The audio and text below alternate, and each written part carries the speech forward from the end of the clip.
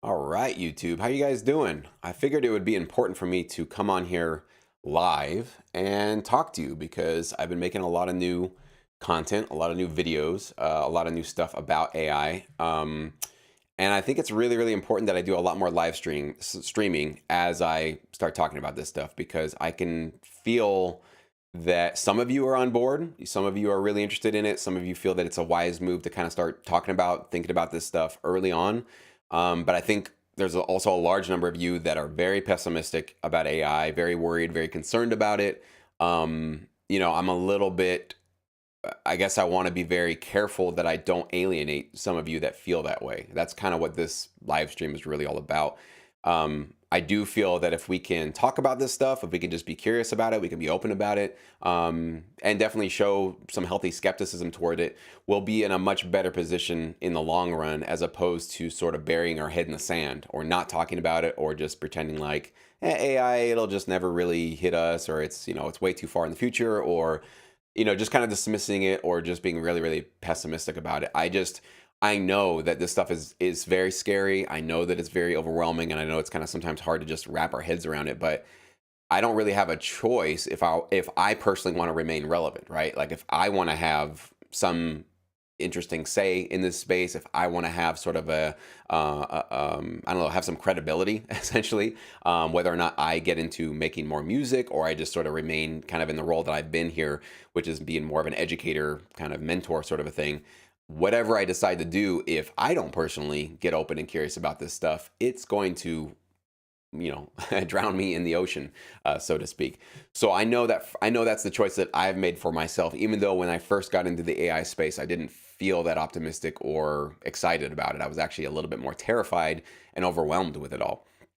But then as I got into it, I realized, look back through history, right? That's actually been sort of the one thing that's been giving me my faith, and my encouragement to keep going is just remembering that every time throughout history when a disruptive technology comes on board, it's the people that embrace it and go along with it and figure out how to kind of wrap their arms around it that survive and thrive in the next paradigm. It's the companies and the people that dismiss it or don't show any curiosity for it or basically try to stop it. That's what a lot of companies might try to do is literally legally sue or stop, new technology from essentially disrupting their way of life, which I get it. Like if it's your way of life, why would you want that to end? And why would you want your source of income to go down?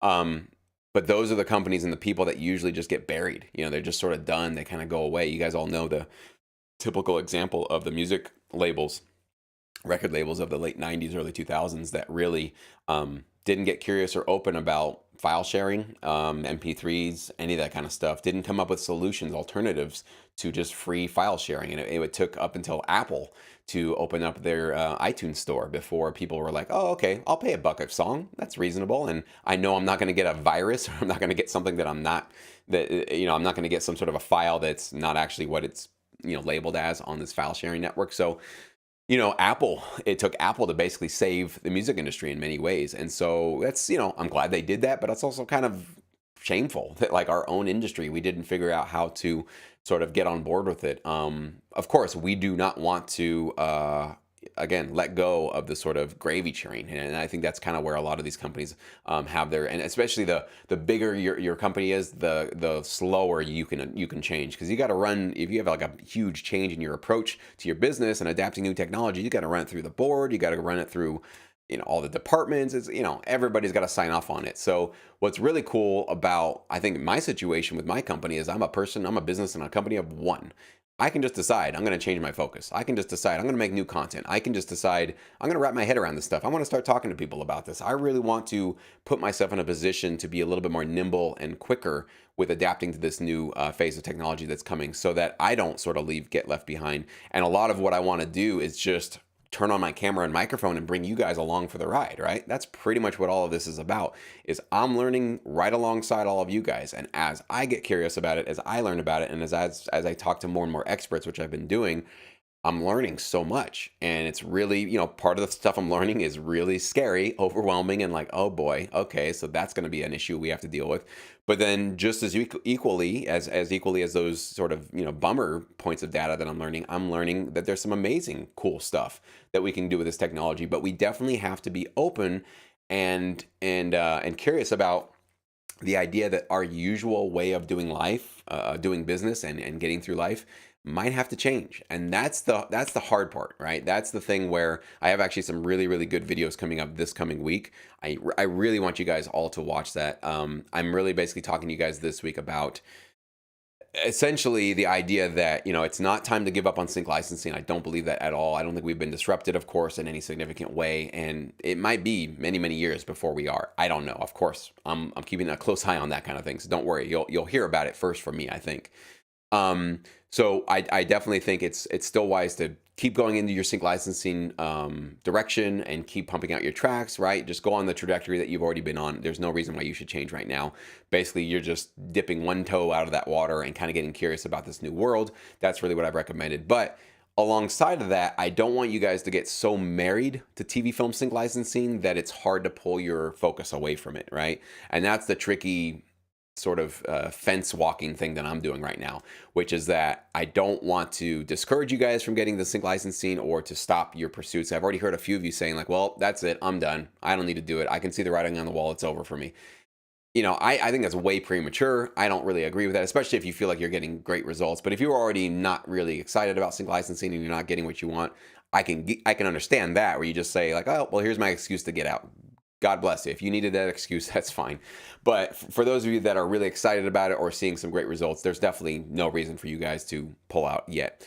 But we definitely need to think about in terms of like, we might not be seeing the traditional sources of revenue that we have been seeing in our careers. And I think just that alone sometimes is really scary for producers and sync licensing producers, because it's like, well, if I don't get royalties the traditional way through PROs, then I don't have a livelihood. Well, what if PRO royalties are going to have their day come to an end soon, and we'll have a different form of compensation? There might be back-end income where we share revenue streams with companies. There might not. There might be just more upfront income. So that's one of these things where I had to sort of, update my thinking and pull myself out of my sort of religious stronghold in terms of, no, it's all about royalties. It's all about passive income. It's all about this, it's all that.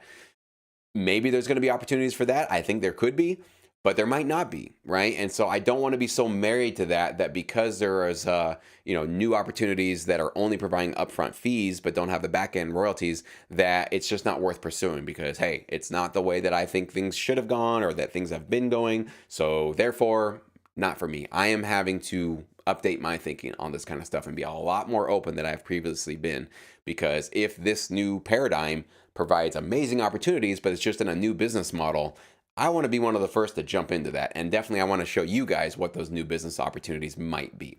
So that's really the promise of what I'm doing here. So Mr. King, which AI do you recommend? I don't really know how to answer that. There are so many different tools and plugins and models, so I'm not sure exactly what kind of recommendation you're getting, but obviously it's the ChatGPT app online, which has been creating most of the recent buzz and most of the recent internet chaos, essentially. And so there's amazing things you can do with ChatGPT. Even sync licensing producers, I actually have recorded some tutorials, and they're going to be coming here on this channel soon. So that would be one of the first ones, just to kind of wrap your head around how powerful this technology is. Go create a free account. It's still free, and you can kind of see what's going on there. So, Jordan, I looked at some of the apps, and just for me, it'll help. The guy explaining it says it's like a producer having a team. It's not AI. It's just AI, not people. Yeah, I think that's kind of one of the promises of AI, especially in the short run, will be that all of the sort of sticking points that we have as producers, the things we don't like to do, the really just boring stuff, creating stems, getting metadata created. Sometimes even the parts of mixing and mastering where it's like, it might not be our strong suit, and it's like, how do I adjust this EQ, or how do I make sure this compression is right? There will be a lot of tools that come in and go like, hey, I can help you out with that. And that is exactly, I think that's the frame to look at it, in terms of you'll have an army of little helpers, and they can all do little things for you. You don't have to let them do everything. Of course, you can let them do the things that you're just not that excited about doing, or the parts that you kind of get stuck. Think about this, guys. How many of you, I'm guilty of it, how many of you have created a track and 75% of the way never finished it? It's the most common problem for music creators. Getting ideas going and getting excited about a new idea is easy, right? Because it's fun, it's exciting, it's fresh. It's the last like 40, maybe 20 to 40% of finishing a track which feels like it's just pulling teeth. And sometimes it's very, very difficult to make those final decisions and edits. And so what if you had a sort of an AI assistant that said, hey, you've got all this energy, you got all this creativity, great. Do you need some suggestions for how to finish this song? And it just kind of points you as sort of a step-by-step. First, you might want to think about creating your structure here. Next, you want to help blah, blah, blah, blah. I don't know what that's going to be, but I can imagine every single music creator ever getting that app immediately. Like just whatever it costs, they'll get it. Because having unfinished work is the death of a creator, right? So we don't want to be having tons and tons of tracks just sort of piling up on our hard drive. We really want to get things done. So I think that's going to be an amazing opportunity. That's one instance of what AI can essentially do. Isaiah says, with the old content you've posted and resources you have, you've helped me get my first few syncs. Awesome. I support whichever way you go. Right on, Isaiah. Congrats to you, man. That's definitely that's because of your hard work, man. So that's great. You've been trying to get your first sync so bad, Mr. King. Right on, man. Well, keep going. Keep at it. It's not too late. D, I have no idea what's going on with AI. Yeah, that's what I'm working on right now, D. So a little bit of a teaser I'll give you guys. I am putting together, number one, a new podcast. I'll reveal those details probably at the end of this week. And I'm putting together a weekly newsletter. So whether or not you're on a commute, you can listen to the podcast, or I'll also have some clips of the podcast on my YouTube channel. You can watch it. But really, I'm going to start a weekly newsletter that'll essentially summarize everything that happened that week in the AI music space. So you guys, within 5 minutes, will know exactly what you need to know to keep yourself up to date. In terms of it'll be coming through me, be coming through my filter, basically through my sources, and then I'll have some very quick summaries. So that's the idea, and what I want to provide for you guys is I want to sort of help clear out the noise, all the chaos, all the sort of craziness, and give everybody essentially a centralized hub for, hey, what's happening in the AI music space? What's the latest developments? How should I be thinking about it? How should I be preparing myself? What new challenges are going to be coming our way? That's kind of what I'm building right now. This is essentially where there's going to be a hub for all music producers primarily to be able to come and get educated and sort of have a conversation and have a cool place to essentially talk about these really, really interesting and challenging topics that are certainly going to be coming our way. The artwork is definitely crazy. Yeah, it's amazing what this stuff can really do. BF says, AI has boosted by creativity in terms of mixing and mastering. I spend less time on that and more on creativity, but I'm concerned about AI itself becoming creative, right? That's a huge part right there, BF. On one hand of it, it's a technology, right? So it's neutral. It's just, it's got a blank moral campus. It doesn't know if it's doing good or bad. It's just being taught to do things, right? So the one side of it, certainly, if it's going to be helping us in our mixing and mastering, which a lot of us are just not that excited or great at, that's going to be an amazing help, so that we don't have to think so much about that one particular side of it. We can really just go, all right, now I can really focus on just the creative aspects of it. I remember having that feeling in college where, I'm taking all these technical classes, learning about how audio signals work, how does a recording signal work, how does a microphone work. And I remember just in my head going like, I'm not really interested in any of that. It's very important, it's very amazing, it's really interesting in some way. I'm just wanting to create music though, right? So can you just show me which tools I use to basically, I have all these ideas, these melodies, these guitar chords, these drum beats, these vocals, I have all this stuff going on. I want to just be able to create, right? So what I have found, what technology has done for me is basically just increase or decrease the buffer rate, right? From the idea I have in my head to it becoming a tangible medium. And AI is basically going to exponentially increase that speed as well, to the point where we can probably talk or say things at our computer, and it'll be able to understand us intelligently and start to create that for us. So if we, how many times I do this all the time. I'll wake up after a deep sleep. I'll have a whole song just playing in my head, and it's an amazing full piece of orchestra. Sometimes I record it. It doesn't sound like how it was in my brain. And sometimes when I go try to, create it in my DAW, it just doesn't. It doesn't translate well, because by the time I find the right chords or the right notes or the right sounds, it's just not really there. So imagine if you had something that could basically take that creative idea spark you had in your brain and put it into a tangible medium much faster. I don't know. To me, that was one of the things that got me really, really excited about AI for sure. But of course, the other side is the concern of you train these AI models how to do music, and where does that go, right? Where does that cut us out of? How does that threaten our sort of particular, source of income, and especially what we're doing in the production music world with TV and film placements? These are the things we're going to get into with the podcast, with my new videos, with a lot of the content, because it's scary, guys. I mean, it is. It's just, there's no way about it. This is very challenging stuff. But again, what are our options? We can't control it. We can't control AI. We can't control really the trajectory of this technology. So what can you do when you can't control it, right? change your mindset, change your perspective, change how you are perceiving it so that you can start to try to find the opportunities in it, right? And if there are no opportunities, there are no opportunities, right? We can't control that. Nothing I say will change whether or not there's going to be opportunities in AI.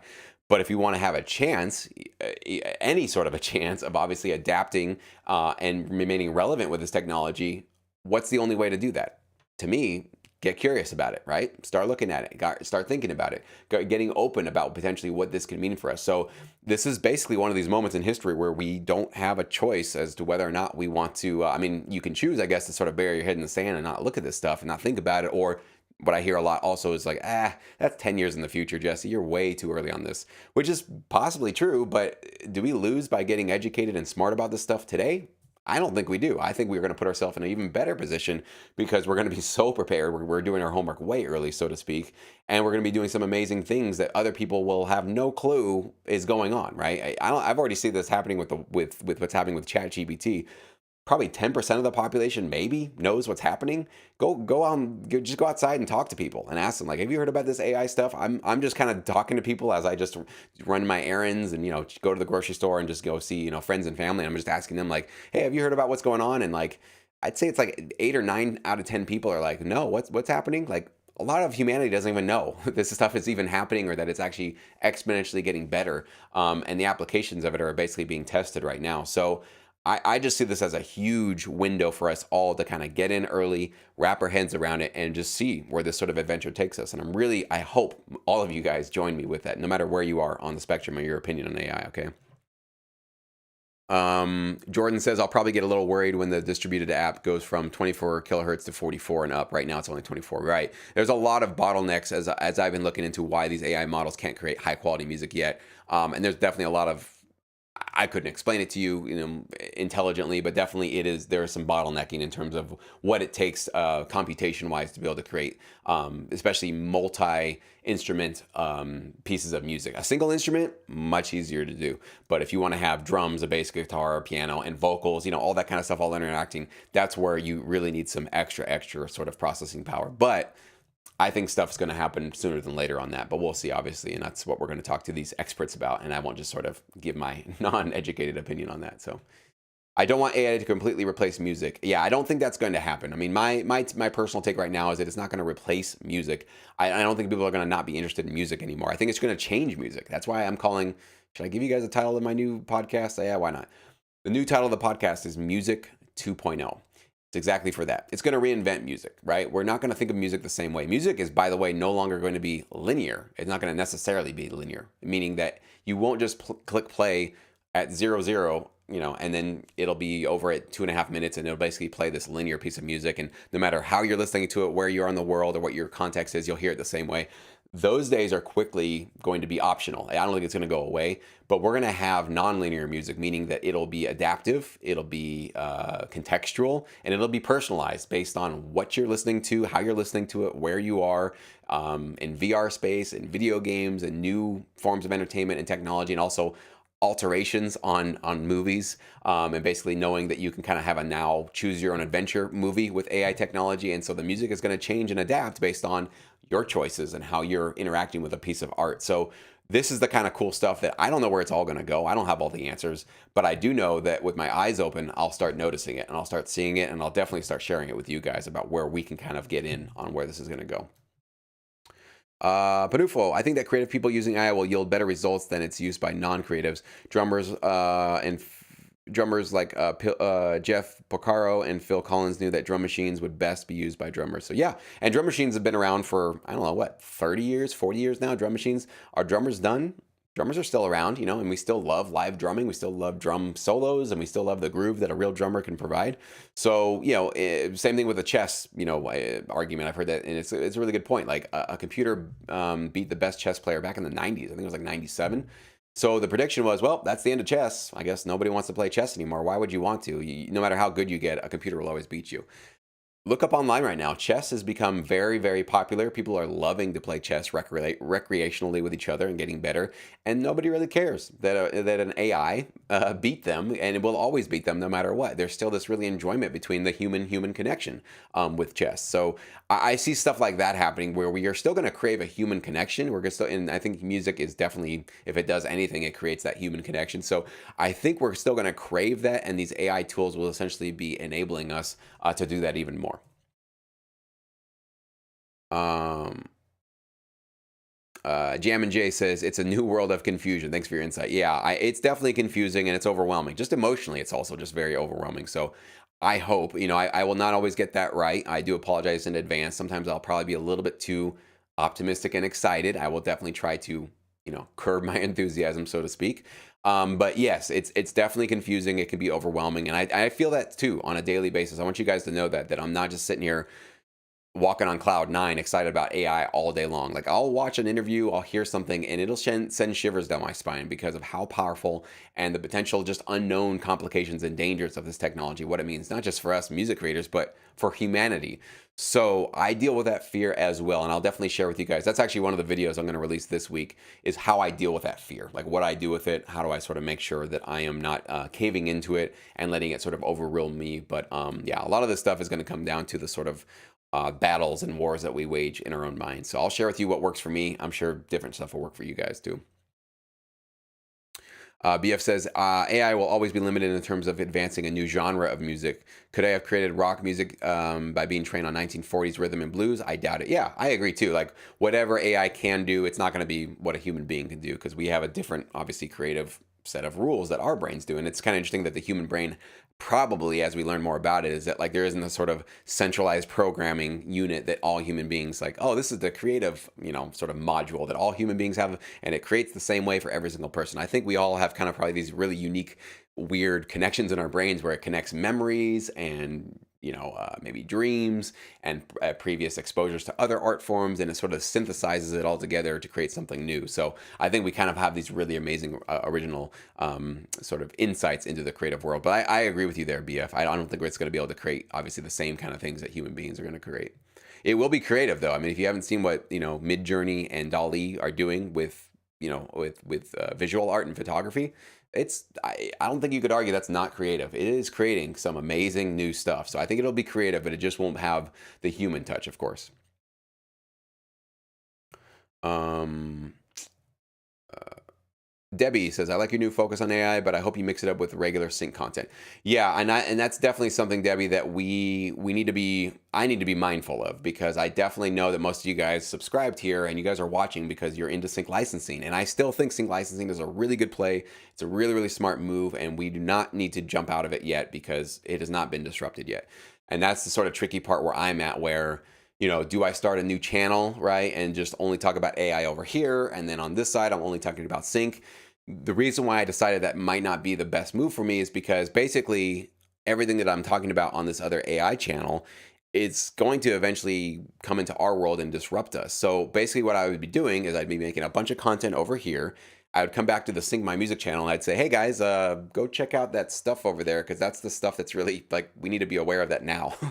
So I feel like all I'd be doing is just constantly pointing you guys over in this new direction.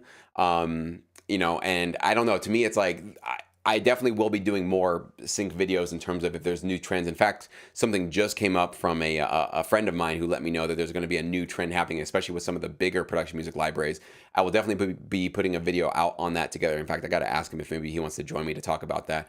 So we're going to be talking about major developments and that kind of thing. But right now, where I'm at, I feel like I've covered probably every potential topic about sync licensing you could potentially ask. And, if you don't believe me, go look at my YouTube channel. I have probably 800 and something videos on pretty much every topic you can think of, everything you can want. Of course, if there's a question, there's something that you have you're wondering about, put it as a comment below any of my videos. If it's an AI video, it doesn't matter. Just comment below. I definitely still will keep in touch with that kind of root conversation that we obviously have going on this channel, or email me. That would be great.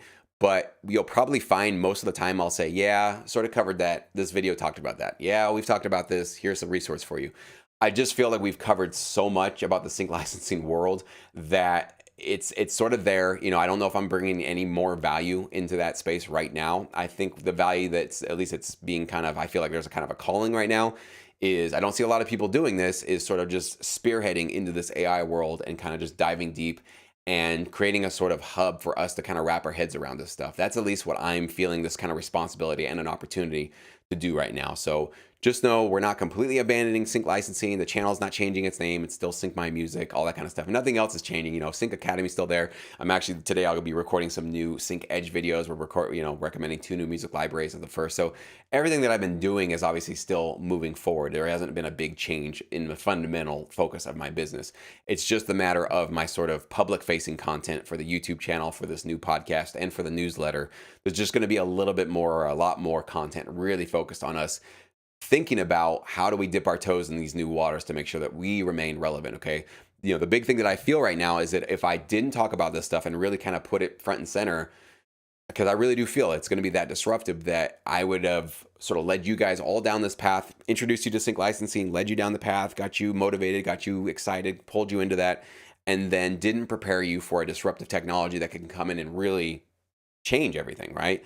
So what do, right? So I'm sitting here and I have you guys kind of down the sync licensing path. I see a massive, seismic technological revolution coming in. I don't know how it's going to impact us, but it will impact us. Just mark my word, it's going to impact us. And so I feel this responsibility of like, well, okay, I don't want to just sort of abandon you guys and say, well, good luck with that sync stuff. I hope it keeps going on forever and ever. Meanwhile, I think AI is really going to pull us in these new directions.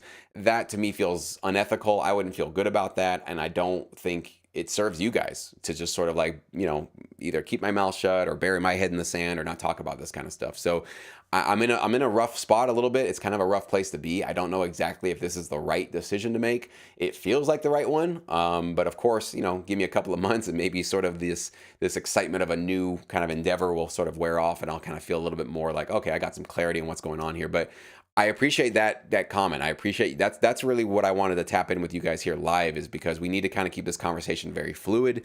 And I don't want us to be sort of like moving on with my own agenda here and you guys feeling like, wow, Jesse's really not tapped into us anymore. He's really not connecting anymore. He's kind of just going into his own little direction. That to me would be a big tragedy. That would not be worth any of this, right? None of this would really be a smart move if it sort of splinters us off from each other. So I definitely need to do a lot more of this kind of live interactive and definitely asking for your guys' comments. So please do keep them coming. Let's see. Bjornar, the one who decides if AI music production is successful or not is the end consumer, in my opinion.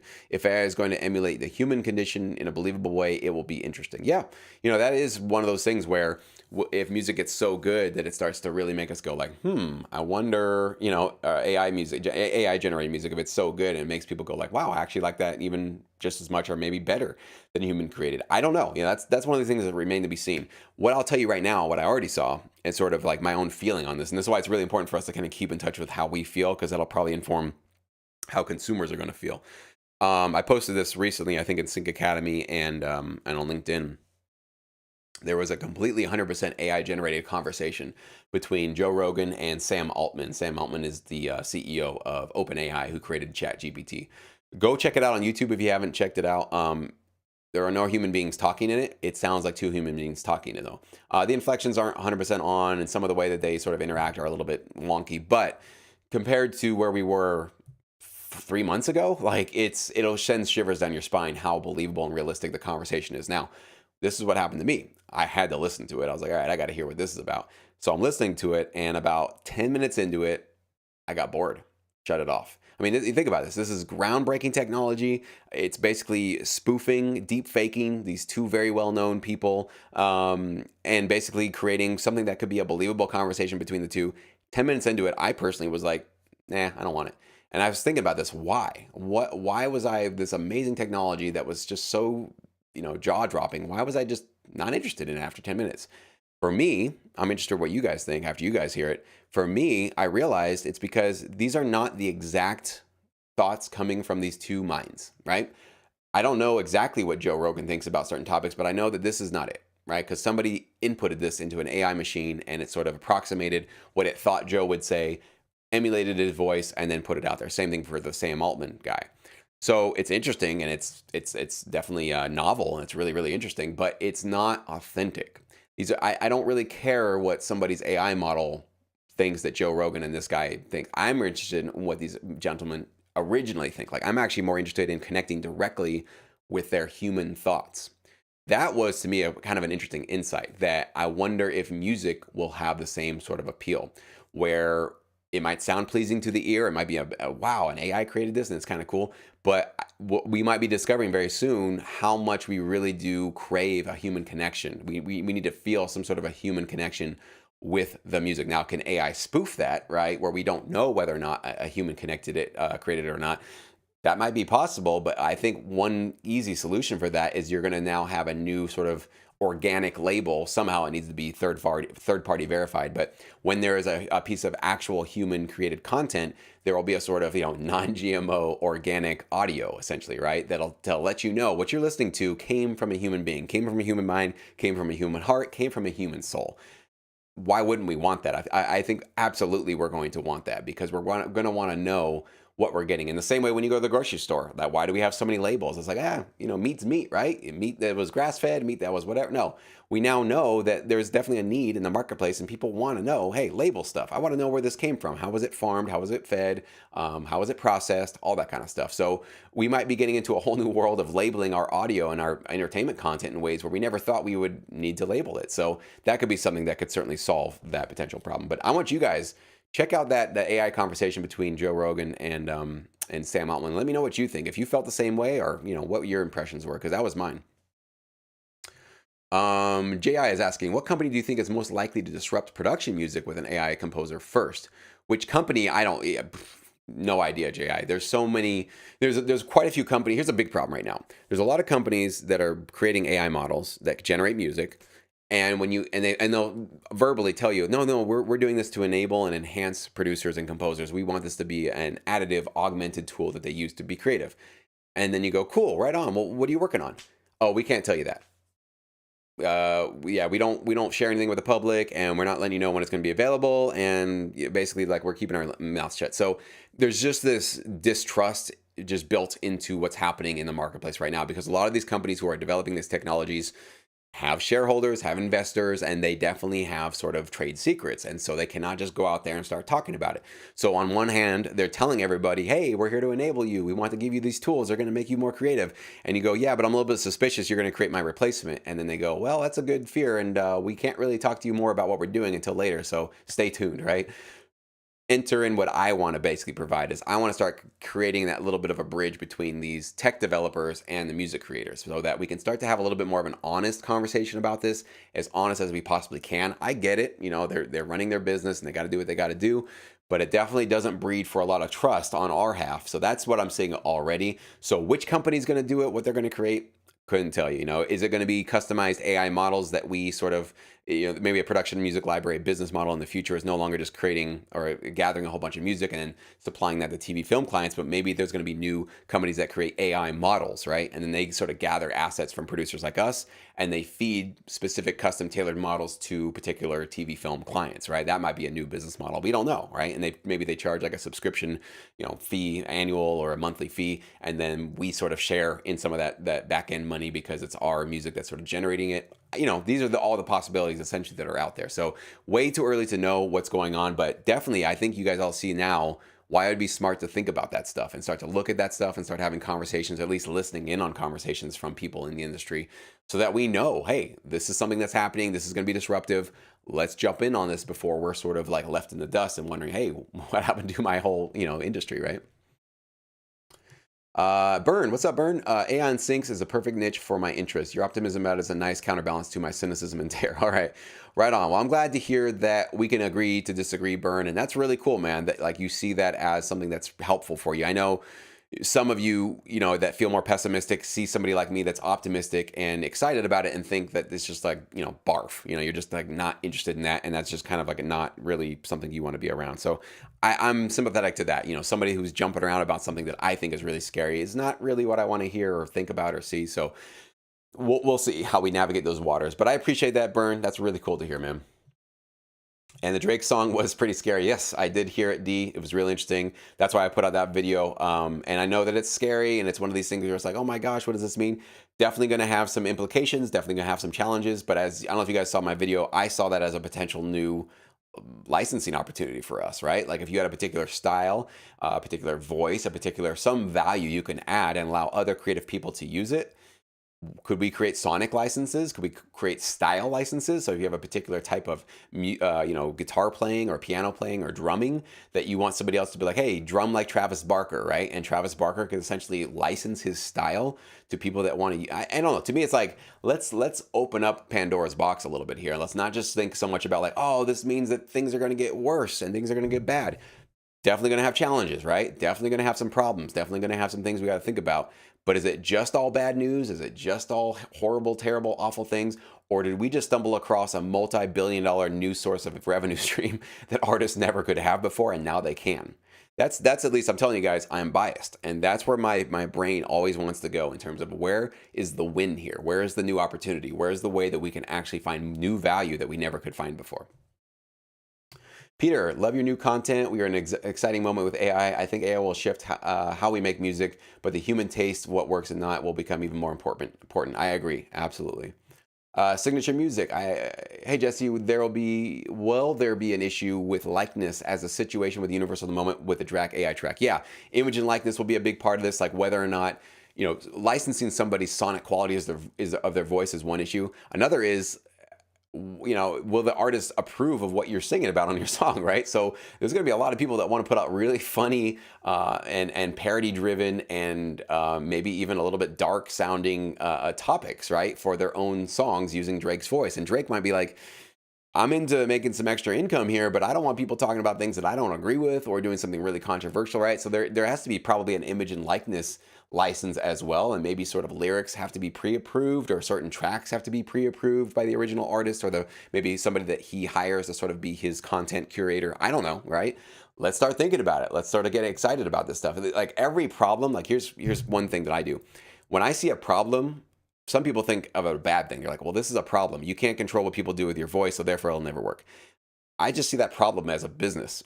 Like that, okay, that's a problem. How do we solve it, right? Which technology will come in and help us solve it? Which company will do that, right? So if you guys start tuning, when you hear the word problem or you just hear of somebody describing a potential problem, if you sort of translate problem into business opportunity or opportunity for musicians or producers or something like that, you'll be amazed how excited you start feeling about all this kind of stuff. That's at least what I see with this stuff. That's why I don't get so overwhelmed with the fear of it, because I see problems as opportunities, because every problem is an opportunity if you want to see it that way, right?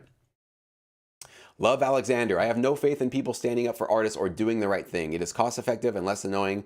Any music supervisor will choose AI, no question. And I appreciate that. At Love Alexander. I totally appreciate where you're coming from with that. I do think that some companies and some people will look for just the bottom line. They don't care about the human creation. They don't care about the artists. I do think, unfortunately, for those of us that are involved with companies that are a little bit less personalized, right? So a lot of maybe the stock licensing companies or just big companies that they take anybody's music. There's no personal relationship there. They don't know who you are. They don't really have any investment in you personally. I can certainly see them racing to the bottom and just going, whatever. These are just submitting composers. Who cares about them? I'm not saying that's what Pond 5 feels about its submitting contributors, but that's definitely one of the concerns that's out there for a lot of Pond 5 composers, which is like, you're giving us a little bit of money for this data set stuff. And then in the long run, though, are you just training these AIs to take over us and just replace us and feed basically all of your clients AI generated music and cut us completely out? I don't know. I've actually emailed Pond 5 asking them if they want to come on my channel and talk about it. We'll see if they respond. I hope they do. I told them there's a lot of sort of pushback against this. A lot of people are concerned about what they're doing with this AI stuff. And I know a lot of you guys feel that way of like, hey, don't let these AI models learn from your music. Sure, they're giving you like pennies now. I'll give you a couple of bucks now. But what about all the money you're going to lose out on in the long run? That's a really valid concern. So I think Pond 5, if they want to retain their credibility and valid sort of credentials with the composer community, they got to start answering for this kind of stuff. And they got to tell people, what are these AI models doing with the music? How are they going to use it? And essentially, what could this do for future income stream for all the submitting composers on the website? So really, really good stuff. We're going to talk about it here. This is the channel. We're going to talk about that stuff. Um, let's see.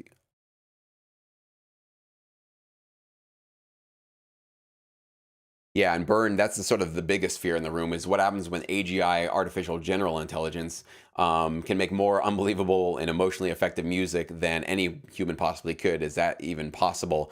We'll find out if that's possible. I'm not really sure, but I guess it is possible. And at that point, I think our world will look so different than it does today that we will look back at these conversations and go, oh, no wonder they were really freaking out because they couldn't see what the next paradigm was. Like, always remember this. Like, think of people back, I don't know, I guess pre-industrial revolution. Everybody was farming, right?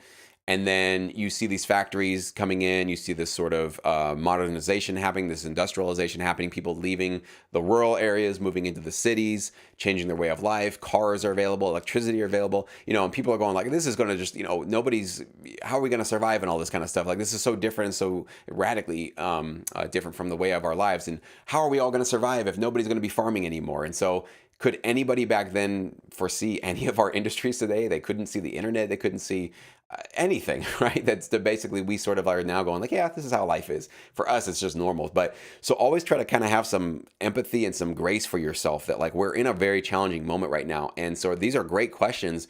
Most of them we're not going to have the answers to because we just don't have the words, the technology, the ability to see what this stuff is going to open up. Even in our lifetime, right? Remember, I think all of you guys were probably around in the mid or late 90s before the internet was what it is today. Like, could we have foreseen social media? Could we have foreseen live streaming of video right now with live chat, interactive, Sync Academy, having a sort of online place for us to like interact with each other and listen to each other? Like, none of this stuff was really foreseeable, even in our own future. So if this was all sort of like behind the veil and we couldn't see it, we can't see anything in the future, guys. We just don't really know. But again, my faith and where I get the excitement is the fact that we will, and we have seen throughout history, that every time this new technology kind of creeps up and starts reinventing everything, it opens up new opportunities, and it basically provides more access to creativity, new industries, new opportunities. You guys think about this. This is the biggest thing, and I'm going to have to sort of end this short. You guys have a great questions, and I really appreciate you guys being here. Sorry I couldn't get to all of you guys, but I got to kind of move on with my day a little bit. But one thing that I want to really stress to all of you guys is I just blanked on it. I can't leave this video blanking on what the biggest point I was going to make, actually.